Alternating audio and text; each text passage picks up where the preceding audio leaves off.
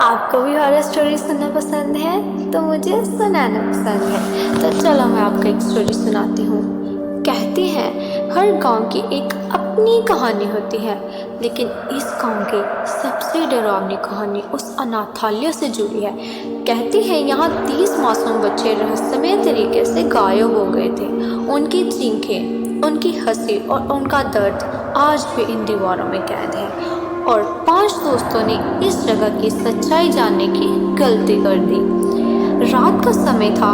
5 college students रिया, करण, समीर, पूजा और राहुल अपने project के लिए गांव के बाहर बने उस पुराने अनाथालय पहुंचे। बाहर से इमारत खंडर बन चुकी थी, टूटी खिड़कियां और गेट पर लगी जंग लगी जंजीर। जब दरवाज़ा खुला तो चर्र की आवाज़ आई और सब चौंक गए। अंदर घुसते ही धूल, मकड़ी के जाले और टूटी फूटी पेंटिंग्स नजर आई, जैसे ये इमारत किसी के इंतजार में हो। पूजा अचानक रुक गई। उसे ऊपर सीढ़ियों से किसी बच्चे की हंसी सुनाई दी, लेकिन जब सबने देखा वहाँ कोई नहीं था। इधर रिया को एक पुरानी गुड़िया मिली। उसका चेहरा टूटा हुआ था, लेकिन जैसे ही उसने उसे उठाया, गुड़िया की आंखें धीरे धीरे अपने आप खुली। सबके गले सूख गए।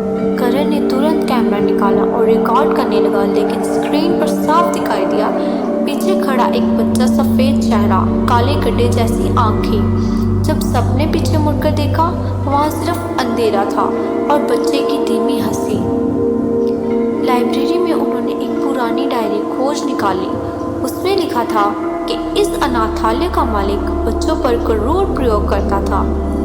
वो उनकी आंखें सिल देता ताकि उनकी आत्माएं हमेशा यहाँ बंधी रहें। अचानक धर्म की आवाज़ आई। दरवाज़ा अपने आप बंद हो गया। कमरा घने अंधेरे में डूब गया। अब चारों तरफ से बच्चों की फुसफुसाहट गूंज रही थी। हमें वापस हमारी आंखें दो, हमें आज़ाद करो। सब टॉर्च चलाने लगे, लेकिन रोशनी में सिर्फ परछाइयाँ नजर आ रही थी और माहौल और भी डरावना होता जा रहा था। अचानक राहुल चीख पड़ा। जंजीरें उसके पैरों में लिपट गई और उसे अंधेरे में घसीटने लगी। उसकी चीख गूंज रही थी, बचाओ बचाओ, लेकिन पलक झपकते ही वो गायब हो गया। इधर पूजा ने आईने में खुद को देखा, लेकिन आईने में उसका चेहरा बदल रहा था। धीरे धीरे उसकी आंखें गायब हो रही थी और सिर्फ काले गहरे गड्ढे रह गए थे। वो चीख उठी, नहीं! करण बेकाबू होकर भागा, लेकिन गलियारे की दीवारों में कई हाथ निकलकर उसे पकड़ने लगे। उसकी चीख दूर तक सुनाई दी और फिर सन्नाटा छा गया। अब बस रिया और समीर ही बचे थे।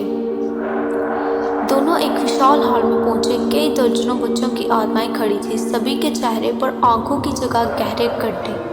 बीच में खड़ा था उस अनाथालय का मालिक, लंबा कद, पीला चेहरा और खाली काली आंखें। उसकी आवाज़ गूंजी, अब तुम दोनों भी मेरे अनाथ बच्चे बनोगे। अचानक समीर को किसी ने पकड़ लिया। उसकी आंखें धीरे धीरे खून से बनने लगी और फिर गायब हो गई। वो वहीं गिर पड़ा। रिया चीखते हुए दरवाजे की तरफ भागी। उसने दरवाज़ा खोला, लेकिन बाहर गांव वाले खड़े थे। उन सबकी आंखें भी गायब थी। रिया पीछे मुड़ी और देखा दीवार पर एक नई पेंटिंग उभर चुकी थी। उस पेंटिंग में अब 5 नए चेहरे थे, रिया, करण, समीर, पूजा और राहुल। यानी अब वो सब इस अनाथालय का हिस्सा बन चुके थे। और ये कहानी यहाँ ख़त्म नहीं होती, क्योंकि ये अनाथालय अब भी किसी और की प्रतीक्षा कर रहा है।